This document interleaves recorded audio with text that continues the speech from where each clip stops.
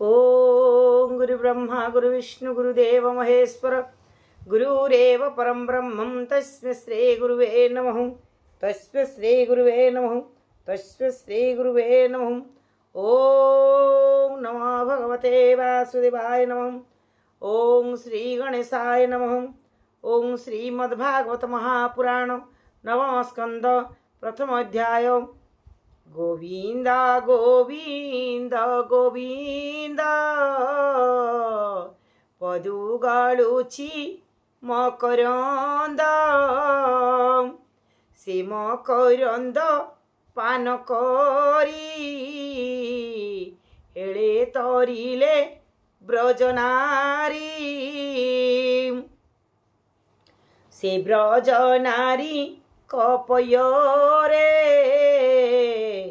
मन मथाउ निरंतरे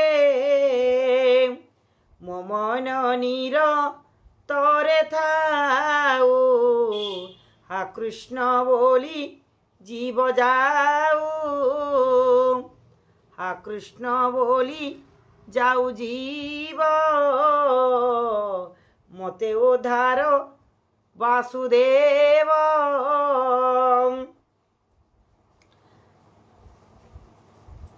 नवम स्कंदे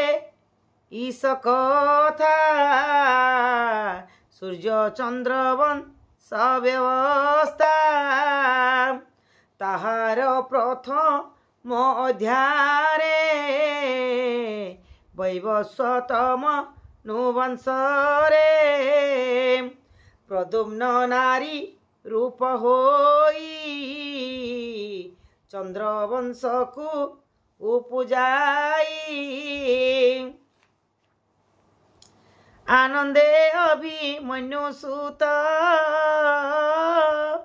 सुनिन गोविंद चरित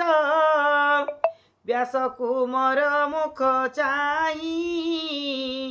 बोइले सिरे कर देई नाना राजा परीक्षित बाच भूमुनि मनमा तर कथा कहिल सकल व्यवस्था जे मन्वन्तरे सेवा देही धर्म रक्षणे भावग्राही अनंत जहार महिमा के जानी पारे गुण सीमा तुम्बे कहिल मुहि सुनी विष्णुर महिमा प्रमाणी द्रविड़ेश्वर सत्यव्रत से राज ऋषि दैवत अतीत कल्पांतरे थिला भावे से विष्णु को भेटिला नित्य गोविंद पाद ध्याई विष्णुर तहु शिक्षा पाई पुणी से दुष्टि पुणी से सृष्टि आदि काले के मंते वैव सुत कूले वैव सुत मनु होई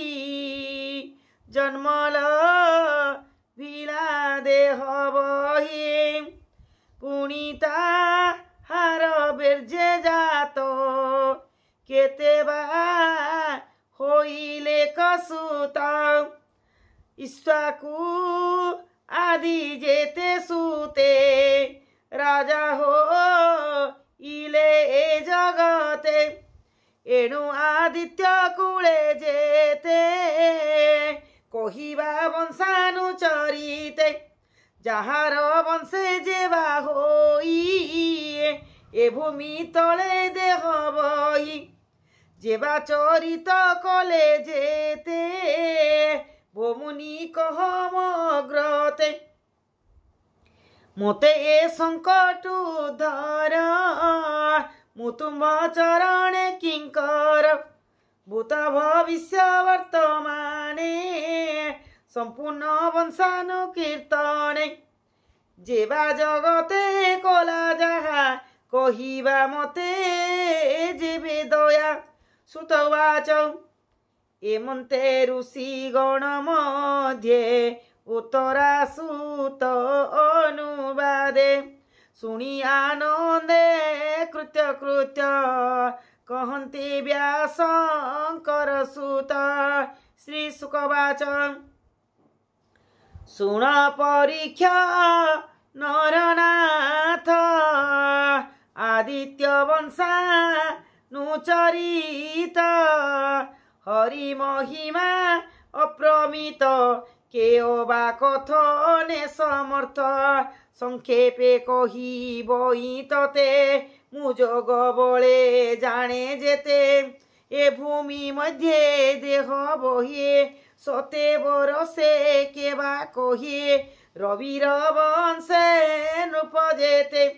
जे जहा कले ए जगते भकत शिष्य एहा कही एबे तू शुण चित देई जेबा उपजे जार अंशे वैवस्वत मनुवंशे शुण पांडव नरईश कल्पान्ते परम पुरुष जे हरि जगत कारण जगत आत्मा नारायण पूर्वे से संसार सहरी जले अनंत सज्जा करी निबिड़ अंधारे सोइले ताहाकु केही न देखिले से पुणी प्रलयर अंते उत्ताने सोए अनायाते तानाभि कमलु प्रकाश होइला हिरणमय कोश सुवर्णमय दिव्य रूपी उठिला महाजले व्यापी उठिला महाजल व्यापी से पद्म कोशु ब्रह्मा जात जार शरीरु ए जगत भूमि भी आई जग बळे बसिला समाधि चले ब्रह्मार मनरु बाहार होइला मरीचि कुमार कश्यप्य तार तहु जात जार महिमा अप्रमित दक्ष दुहिता विवाह कला तातहु सूर्य उपजिला सूर्यर पत्नी सज्ञा नाम अति सुंदर अनुपम तार उदरु दिव्य तनु होइला श्राद्ध देव मनु से पुणी श्रद्धा कन्या गर्भे 10 कुमार कला भावे रूपे शोभित अनुपम शुण हो ताहांकर नाम ईशाकुनुग पुत्र बेनी जो सर्जाति दिष्ट दृष्ट घेनी पुणी करु सनरिष्यंत पृषद्री नव गौदित होइले पुणी कवि आदि ए रूपे 10 जे प्रसिद्धि से श्रीदेव से श्राद्ध देव पुत्र अर्थे विचारी वशिष्ठ संगते मित्र वरुण अर्थे इष्टि आरंभ कला से पुत्रेष्टि एमंत तार श्रद्धा नारे वशिष्ठ संगते विचारे बोइला मुहि पयोव्रता जेमंते होई बदुहिता से अर्थे यज्ञ तुम्भे कर से बई चरण तुम्भर ता शुणी होता जे बेथिला विप्रंक संगे विचारिला आहुति देला कयुत एमंत कन्या हेला जात तारूप जगत मोहिला ताहा कोइला नाम देला रात्रे से कन्या जन्म देखी राजन शयन उपेखी बोलोई विप्रंकु नाये एमंत देखिला तो नाये तुम्भे सकल ब्रह्मवेता ए कर्म असंभव कथा ब्राह्मण कर्म तनु होई ए कर्म कल किस पाए तुम्भे जे निज तप बळे दुग्ध कलुष एसयळे दग्ध कलुष एसयळे संकल्प होइला अन्यथा ए बड़ असंभव कथा अज्ञानी जनकर मत मोर संकल्प विपरीत एमंते मनुर निकटे वशिष्ठ मिली यज्ञ बाटे हो तांक व्याभिचार जानी मनु को कहती जे मुनि तोहर निज नारी बोले दुहिता अर्थे यज्ञ कले मु एबे साधिबी तो अर्थे कहिबी विष्णु ग्रते जेमंते कन्या तोहर होए पुरुष कले बर एमंत कही महाज्योति विष्णु को कले दिव्य स्तुति वशिष्ठ स्तुति वाक्य शुणी तक्षणे प्रभु चक्रपाणी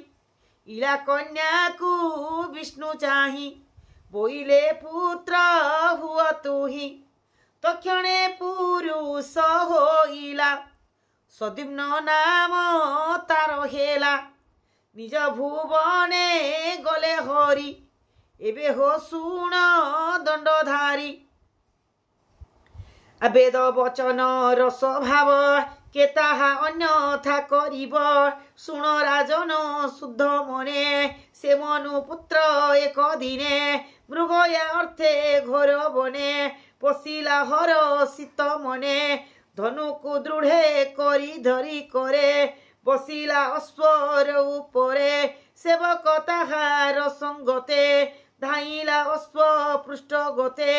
नाना आयुध करे धरी पशु खोजंती बने हेरी गिरी कानन लता कुंजे खोजी अनेक गिरी पुंजे मृग न देखी घोर बने पशिला उत्तर कानने मेरु निकटे खेद मने मिलिला सुकुमार बने से बने प्रभु शूलधारी संगते घेनी निज नारी निरते जड़ित मदने गौरी संगते निर्जने नित्य रमन्ती सुख मने आनंदे पुष्पित कानने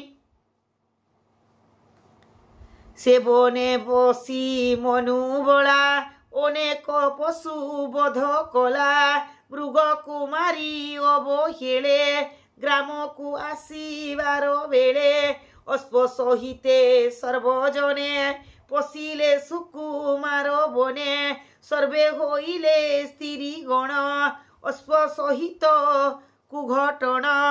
चाहती अन्य मुखे सर्वे रहिले मन दुखे स्त्री स्वभाव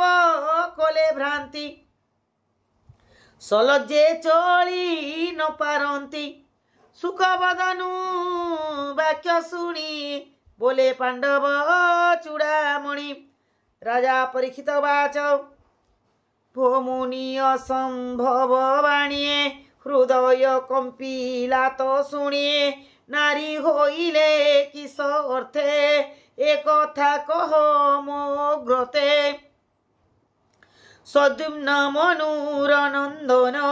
पुरुष कले भगवान से किंपा कामिनी होइला अश्व सहिते मनु बोला कियो बाबने थिला दोष किबा शंकर कले रोष किंपा होइले स्त्री देह संशय जाऊ मुनि कहंती अनुरागे आनंदे परीक्षित आगे श्री शुकवाच सुन हे अभि मनुसूत कहिबा तहिर चरित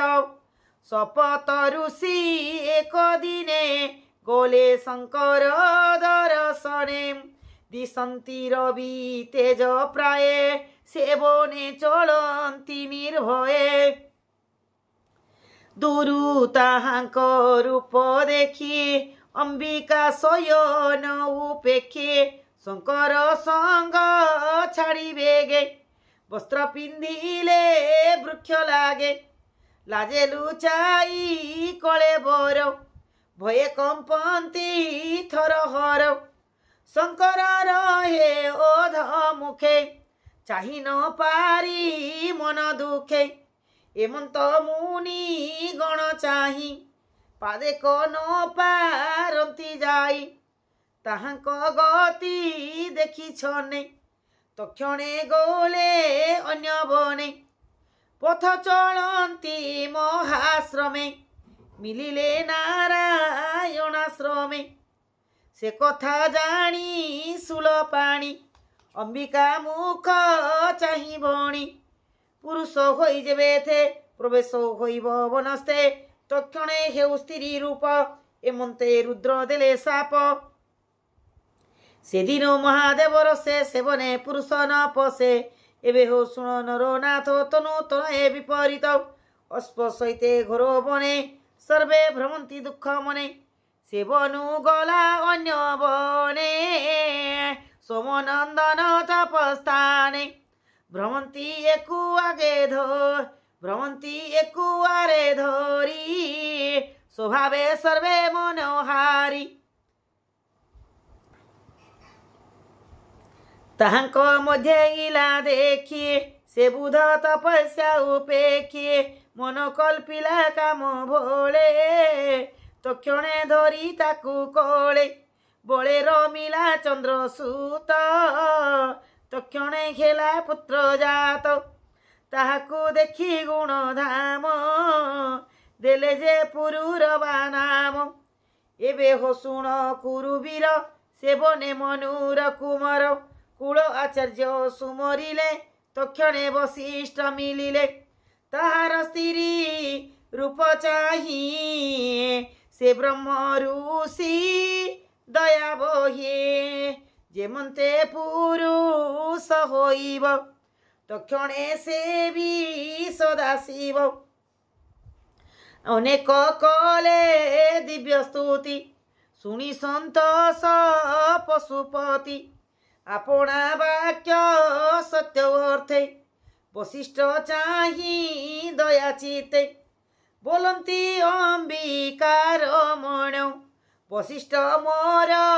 वाक्य शुण एजे तोहर गोत्रे जात स्वभावे श्राद्ध देवसूत मासे होइब कामिनी पूर्वे मोहर वाक्य घेनी मासे पुरुष होइब जीवन्ते जेते काल थिब एमंत देई ताकू बर तक्षणे गले शूलधर तहु केतेक दिन गला मासके पुरुष बला राज्य से कला एही मते निगम बाणी अनुमते ताहार वाक्ये प्रजा जने बंचंती दुख सुख मने तार होइले तिनि सूत शुण हनूप परीक्षित गय उत्कल पुत्र बेनी विमल नामे होए तिनि दक्षिण पथे तिनि राजा सुखे पालिले जन प्रजा एमंते केते काल गला सदुम्न मने विचारिला पुरर बाकू राजा करी छाड़िला प्रतिष्ठान पुरी तपसा धने बने गला से बने शरीर छाड़िला बोलोई विप्र जगन्नाथ नवम स्कंदे भागवत चंद्रवंशर आद्य पीड़ सुजने मने कर दृढ़ वंशानुचरित ए वाणी शुणी संसारु तर प्राणी इति श्रीमद्भागवते महापुराणे पारमस्या सहितायां नवम स्कंदे इलोपख्यानं नाम प्रथम अध्याय ସମାପ୍ତ।